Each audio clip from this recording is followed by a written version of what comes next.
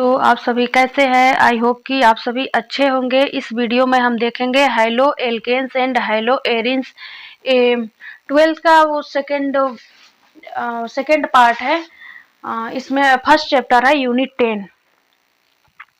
क्या है कि the replacement of hydrogen atom is an aliphatic और aromatic hydrocarbons by hydrogen atoms result in the formation of alkyl halide and aryls halides.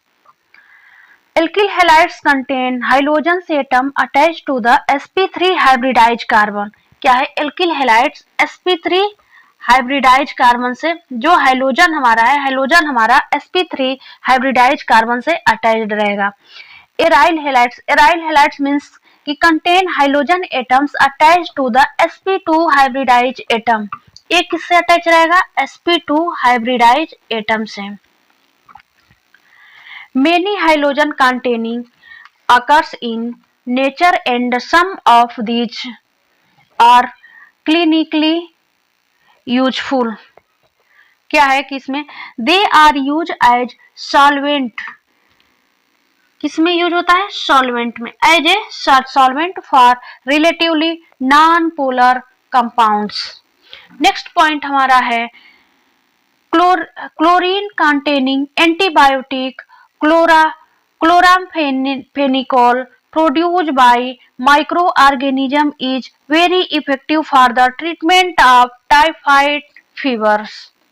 Next point हमारा है our body produce iodines containing hormones thyroxine, the deficiency of which cause a disease called goiter. Next point है कि synthetic hydrogen compound that is chloroquine is use for the treatment of malaria and halothanes is use as an anaesthetic during surgery. Next हमारा है कि classification of halo alkanes and halo arenes. It is classified as mono di और polyhalogens compound depending on whether they contain 1, 2 or more halogens atoms. इसमें क्या है कि Ac2H5 AX का hydrogen atom है. अगर ये सिंगल हाइड्रोजन एटम अटैच रहेगा किसी भी एल्किल कंपाउंड से तो हमारा हो जाएगा मोनो हाइलो एल्केन्स.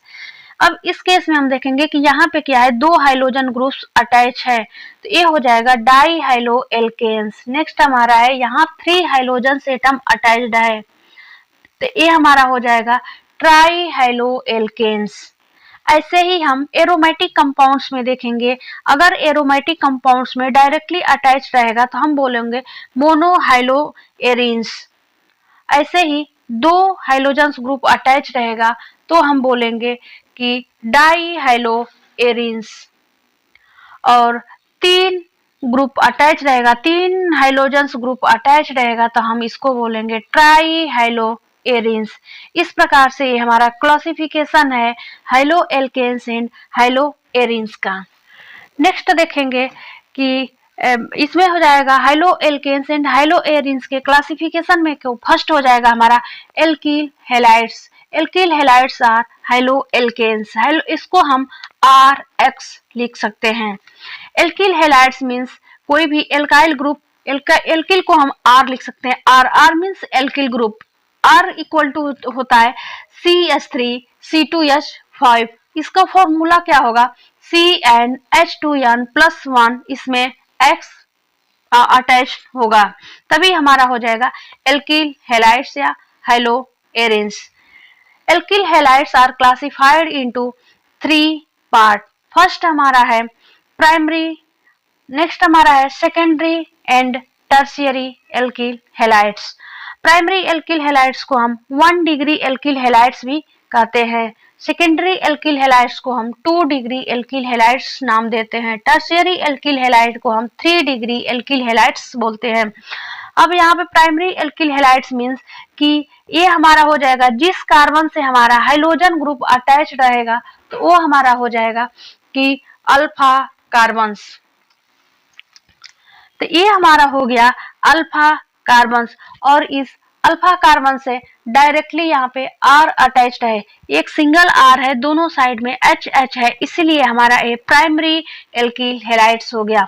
यहाँ हम देखेंगे यहाँ पे भी R है और यहाँ पे भी R है, दो इसमें R एल्किल ग्रुप्स अटैच्ड है, इसीलिए सेकेंडरी एल्किल हैलाइड्स।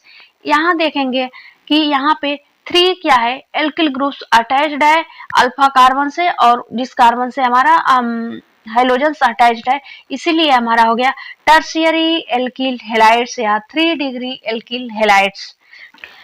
नेक्स्ट देखेंगे allylic halides. Allylic halides means halogen atoms bonded to an sp3 hybridised carbon atom adjacent to the carbon carbon double bond. यहाँ पे क्या है, यहाँ पे क्या है, डबल बॉन्ड है। इस डबल बॉन्ड से डायरेक्टली जिस कार्बन से अटैच्ड है उस कार्बन को हम बोलेंगे एलाइलिक कार्बन। एलाइलिक कार्बन जिस कार्बन से अटैच रहेगा वो कार्बन डबल बॉन्ड से अटैच्ड होना चाहिए, तभी हमारा वो एलाइलिक हैलाइड्स बनेगा। यहाँ पे भी हम देखेंगे कि हमारा रिंग फॉर्म में है, यहाँ पे डबल बॉन्ड है और जिस कार्बन से एक्स अटैच्ड है, अल्फा कार्बन जिससे अटैच्ड है वो डबल बॉन्ड से अटैच है, डबल बॉन्ड कार्बन से अटैच्ड है, इसीलिए हमारा ये हो जाएगा एलाइलिक कार्बन्स। नेक्स्ट हम बेंजाइलिक कार्बन्स। बेंजाइलिक कार्बन की the halogen atoms is bonded to an sp3 hybridised carbon atoms attached to an aromatic ring.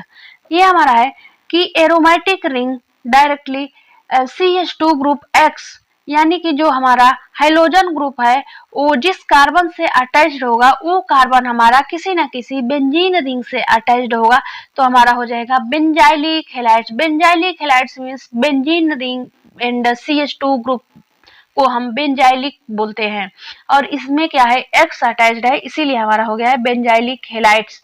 ऐसे ही 2 डिग्री बेंजाइलिक हैलाइड्स, 2 डिग्री ना करके हम 3 डिग्री भी इसको कर सकते हैं, क्योंकि यहाँ पे क्या है, यहाँ पे भी R है, यहाँ पे भी R है, और यहाँ पे क्या है, बेंजीन रिंग अटैच्ड है। अब यहाँ पे कोई पोजीशन नहीं है कि हम कोई एल्काइल ग्रुप ला करके यहाँ पे अटैच कर सकें। नेक्स्ट हमारा है कि विनाइलिक हैलाइड्स। विनाइलिक हैलाइड्स में क्या होता है कि the halogen atoms is bonded to a sp2 hybridised carbon atom. ये हमारा है जो हाइलोजन से एटम है, हाइलोजन से atom directly double bond carbon से अटैच्ड होगा, तो हमारा हो जाएगा विनाइलिक हैलाइड्स। जैसे यहाँ पे है, यहाँ पे डायरेक्टली अटैच्ड है और जिस कार्बन से अटैच्ड है वो कार्बन हमारा डबल बॉन्ड से अटैच्ड है, तो हमारा विनाइलिक हैलाइड्स हो। नेक्स्ट हम देखेंगे एराइल हैलाइड्स। एराइल हैलाइड्स में क्या होता है कि the halogen atoms is directly bonded to the sp2 hybridised carbon atom. Means कि जो भी हमारा हाइलोजन ग्रुप रहे, हाइलोजन ग्रुप हमारा डायरेक्टली किसी न किसी एरोमेटिक या sp2 हाइब्रिडाइज्ड कार्बन से, एरोमेटिक रिंग या sp2 हाइब्रिडाइज्ड कार्बन से अटैच्ड होना चाहिए, तभी हमारा वो बनेगा एराइल हैलाइड्स। नेक्स्ट वीडियो में हम देखेंगे कि इसका नॉमेनक्लेचर किस तरह से हम करते हैं।